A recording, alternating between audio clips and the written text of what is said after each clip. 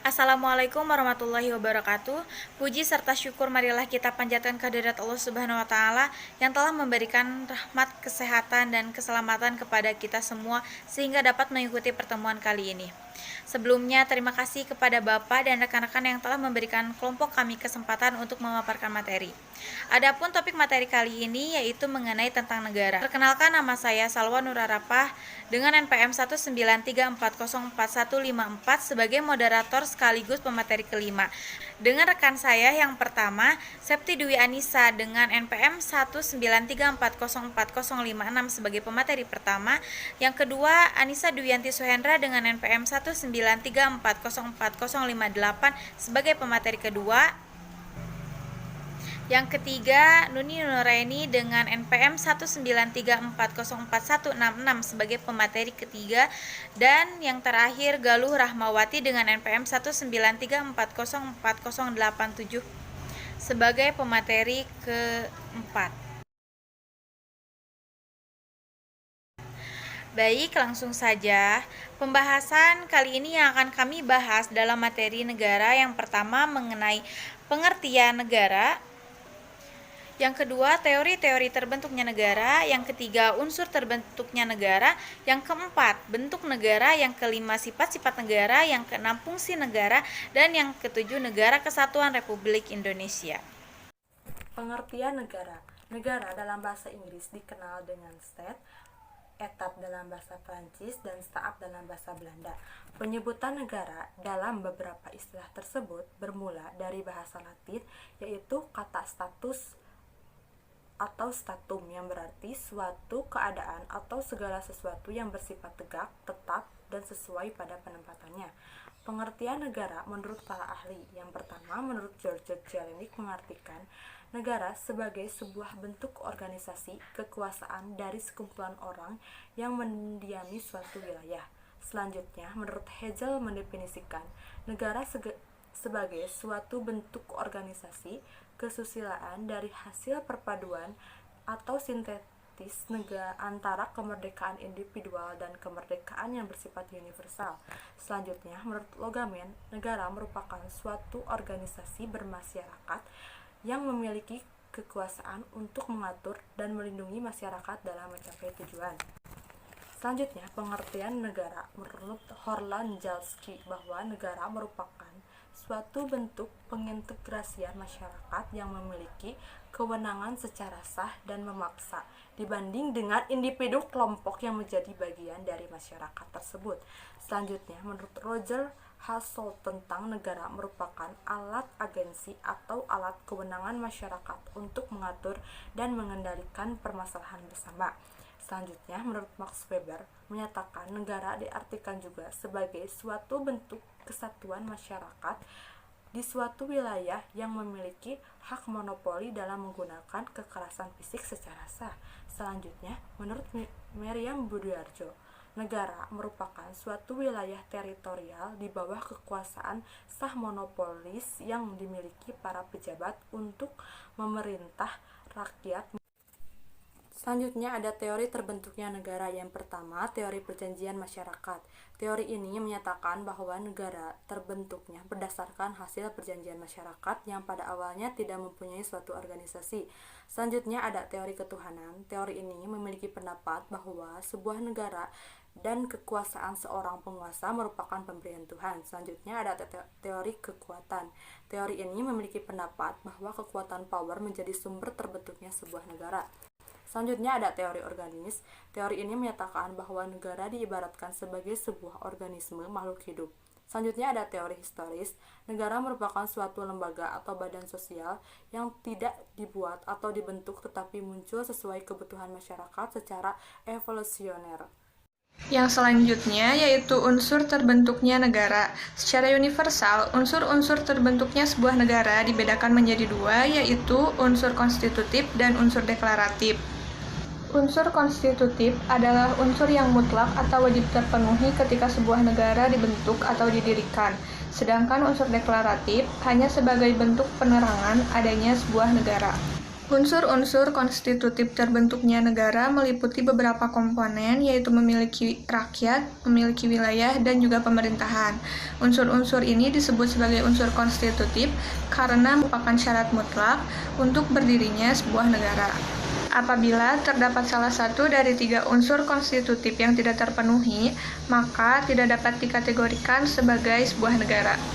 Adapun unsur deklaratif terbentuknya negara, yaitu bahwa negara yang berdiri atau terbentuk harus diakui oleh negara lain sebagai sebuah negara, baik secara de facto maupun de jure. Yang pertama yaitu rakyat.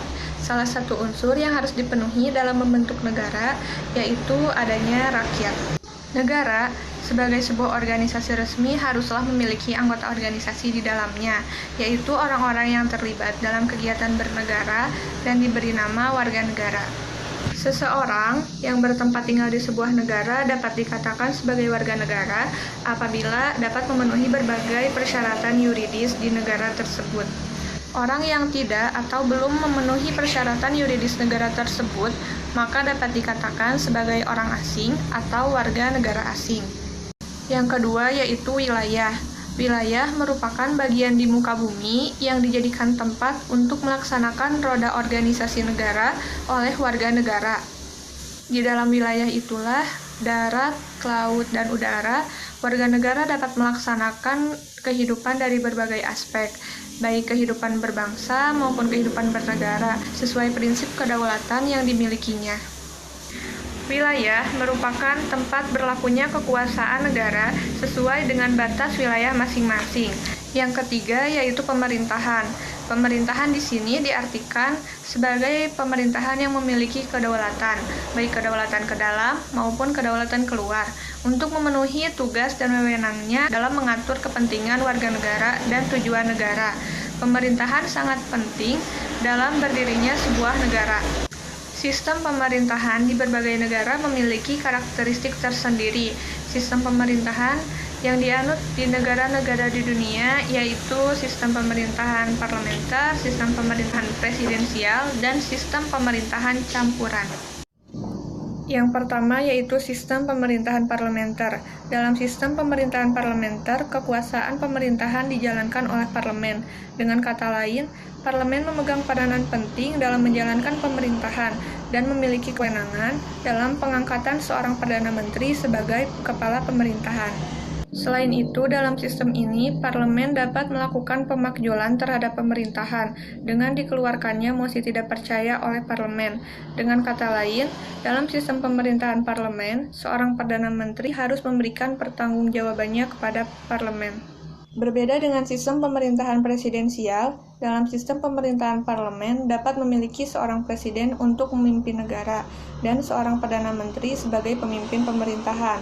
Namun, dalam sistem pemerintahan presidensial, jabatan kepala negara dan kepala pemerintahan berada di tangan satu orang. Dengan kata lain, seorang presiden dalam sistem pemerintahan presidensial bertugas untuk memimpin negara sekaligus memimpin pemerintahan. Sementara itu, dalam sistem pemerintahan parlementer, seorang presiden hanya sebagai simbol kepala negara, tanpa memiliki kekuasaan untuk memimpin jalannya pemerintahan. B. Sistem pemerintahan presidensial. Sistem pemerintahan presidensial memegang kekuasaan sangat kuat karena bertugas sebagai kepala negara sekaligus sebagai pemerintah dan pemimpin kabinet ataupun menteri. Amerika Serikat merupakan salah satu negara yang menerapkan sistem presidensial dalam pemerintahannya, di mana Presiden Amerika Serikat menduduki jabatan kepala negara sekaligus kepala pemerintahan dan kabinet harus mempertanggungjawabkan kinerjanya kepada presiden. Sebagai cek dan balancing kekuasaan pemerintahan, maka parlemen atau legislatif memiliki hak-hak tertentu seperti hak untuk menolak. Kemudian selanjutnya itu C. Sistem pemerintahan campuran. Pada sistem pemerintahan campuran, pemerintahan memiliki presiden yang memegang jabatan kepala negara, juga terdapat perdana menteri yang menjabat sebagai kepala pemerintahan untuk memimpin kabinet dan kabinet harus mempertanggungjawabkan kepada parlemen. Hal ini menjadi pembeda, yaitu dalam sistem pemerintahan campuran, presiden tidak memiliki posisi dominan dalam pemerintahan. Selain itu juga, ada unsur deklaratif yang tidak kalah pentingnya dari unsur konstitutif dalam pendiriannya setelah negara itu, yaitu adanya pengakuan sebagai salah satu negara dari negara lain. Pengakuan sebagai sebuah negara oleh negara lain bukan faktor wajib dipenuhi dalam pendirian sebuah negara, melainkan sebagai sebuah bentuk penerangan dan pengakuan bahwa telah secara sah berdiri sebuah negara baru. Dengan kata lain, adanya pengakuan dari negara lain sebagai sebuah bentuk kepercayaan suatu negara dalam penyelenggaraan hubungan diplomatik baik secara bilateral maupun multilateral. 4. Bentuk negara. A. Negara kesatuan. Negara kesatuan adalah negara yang susunannya bersifat tunggal atau negara yang tidak terdiri atas negara-negara bagian. Dalam negara kesatuan hanya terdapat satu pemerintah pusat sebagai pemegang kekuasaan tertinggi dalam pemerintahan negara. Negara kesatuan disebut juga sebagai negara unitaris. Pada era modern sekarang ini, konsep negara kesatuan dibedakan dalam dua sistem, yakni negara kesatuan dengan sistem sentralisasi dan negara kesatuan dengan sistem desentralisasi. Negara kesatuan yang menggunakan sistem sentralisasi memiliki konsep dasar atau basic konsep bahwa pemerintah pusat mengelola secara langsung mengenai segala aspek kehidupan dalam sebuah negara. Sementara pemerintah daerah menjadi pelaksana dari berbagai kebijakan daerah dari berbagai kebijakan yang dikeluarkan oleh pemerintah pusat. Adapun dalam konsep negara kesatuan yang menggunakan sistem desentralisasi, pemerintah daerah diberikan kewenangan dan kekuasaan untuk mengelola dan mengatur wilayah daerahnya masing-masing sesuai potensi dan karakter masing-masing daerah, atau yang dinamakan dengan daerah otonom. Bentuk negara yang kedua yaitu negara serikat, federal atau federasi. Negara serikat atau federal merupakan negara yang di dalamnya terdiri atas beberapa negara bagian. Negara serikat memiliki konsep dasar yaitu adanya pembagian kekuasaan dan kewenangan antara pemerintah negara serikat dengan unit federasi. Menurut C.F. Strong tahun 2001 halaman 144, ada 3 konsep yang membedakan antar negara serikat. Pertama, cara pembagian kekuasaan antara pemerintah negara serikat dengan negara bagian. Kedua, bentuk otoritas untuk melindungi supremasi konstitusi yang berada di atas kekuasaan atau otoritas negara serikat. Dan kekuasaan atau otoritas negara-negara bagian apabila di kemudian hari terjadi konflik di antar negara federal dan negara bagian. Ketiga, dilihat dari cara perubahan konstitusi apabila dikehendaki perubahan dengan cara semacam itu. Lalu, sifat-sifat negara. Negara mempunyai sifat memaksa. Sifat memaksa artinya negara memiliki kekuasaan dan kewenangan dalam menggunakan kekerasan supaya kebijakan atau peraturan yang dibuat dapat ditaati oleh berbagai aspek kenegaraan. Memiliki sifat monopoli. Sifat monopoli maksudnya negara memiliki kekuasaan dan kewenangan dalam menggunakan sifat monopoli dan penetapan tujuan negara untuk kepentingan rakyat atau untuk mencapai cita-cita sebuah negara. Yang terakhir, memiliki sifat mencakup semuanya. Artinya, negara memiliki kekuasaan dan kewenangan dalam menggunakan seluruh kebijakan ataupun aturan hukum yang ada berlaku bagi semua orang tanpa terkecuali. Kemudian, fungsi negara. Fungsi negara ini terbagi menjadi 2, yaitu fungsi negara menurut John Locke. John Locke menjelaskan bahwa negara memiliki 3 fungsi, yaitu fungsi legislatif, artinya negara berfungsi untuk membuat dan menetapkan peraturan. Fungsi eksekutif, artinya negara berfungsi untuk melaksanakan peraturan. Fungsi federatif, artinya negara berfungsi untuk melaksanakan urusan luar negeri, perang, serta damai. Nah, yang kedua yaitu fungsi negara menurut Montesquieu. Di dalam sebuah negara selalu memiliki 3 cabang kekuasaan yang terorganisir di dalam struktur pemerintahan sebuah negara, yaitu legislatif, eksekutif, dan yudikatif yang berhubungan dengan pembentukan sistem hukum. Montesquieu mengemukakan bahwa negara memiliki fungsi yang dibagi menjadi 3 buah kekuasaan yang saling terpisah, atau trias politikal, atau teori mengenai pemisahan kekuasaan, yaitu fungsi legislatif, kekuasaan untuk membuat dan menetapkan undang-undang; fungsi eksekutif, kekuasaan untuk menjalankan undang-undang; dan fungsi yudikatif, kekuasaan untuk mengadili pihak-pihak yang melanggar undang-undang. Mengenai materi Negara Kesatuan Republik Indonesia atau seringkali disebut dengan NKRI, merupakan negara kesatuan yang bentuk pemerintahannya berbentuk republik dan pembagian kekuasaannya menggunakan sistem desentralisasi.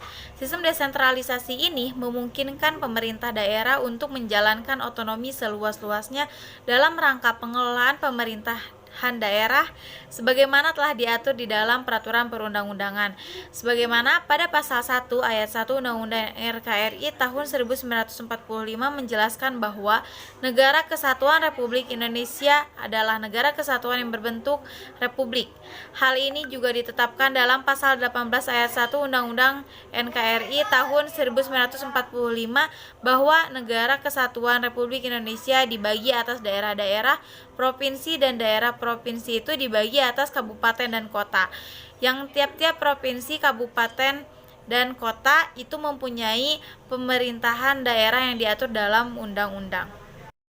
Adapun tujuan dari NKRI ini sesuai alinea 4 pembukaan Undang-Undang Dasar Negara Republik Indonesia tahun 1945 yang berbunyi, melindungi segenap bangsa Indonesia dan seluruh tumpah darah Indonesia, memajukan kesejahteraan umum, mencerdaskan kehidupan bangsa, serta ikut serta melaksanakan ketertiban yang berdasar kemerdekaan, perdamaian abadi, dan keadilan sosial.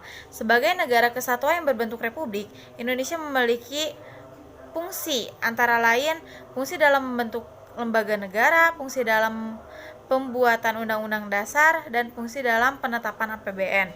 Fungsi negara dalam penyusunan undang-undang dan peraturan perundang-undangan, fungsi dalam pemeriksaan dan pertanggungjawaban keuangan negara, fungsi dalam pertimbangan, fungsi dalam penyelenggaraan kemakmuran, fungsi dalam kehakiman, serta fungsi dalam perencanaan. Negara, banyak sekali kasus pelanggaran wilayah yang dilakukan negara lain terhadap Indonesia. Pelanggaran wilayah merupakan suatu tindakan memasuki wilayah tanpa izin baik oleh pesawat terbang tempur maupun kapal-kapal perang. Salah satu yaitu yang belum lama ini terjadi, yaitu pelanggaran zona ekonomi eksklusif (ZEE) yang dilakukan kapal negeri tirai bambu di perairan Natuna, Kepulauan Riau. Kementerian Luar Negeri Indonesia mengirimkan nota protes keras kepada pemerintah Tiongkok pada Senin 30 Desember melalui kedutaan besarnya di Indonesia. Pasalnya ada kapal penjaga pantai Tiongkok yang melanggar ZEE UNCLOS dan YUU Fishing di wilayah kedaulatan Indonesia di Natuna. Pelanggaran di perjanjian hukum laut di wilayah Natuna ini bukan baru pertama terjadi. September 2019, kapal Vietnam juga pernah bersitegang di Indonesia. Bahkan di 2016, sebanyak 3 dari 57 kasus pelanggaran dilakukan Tiongkok di Natuna.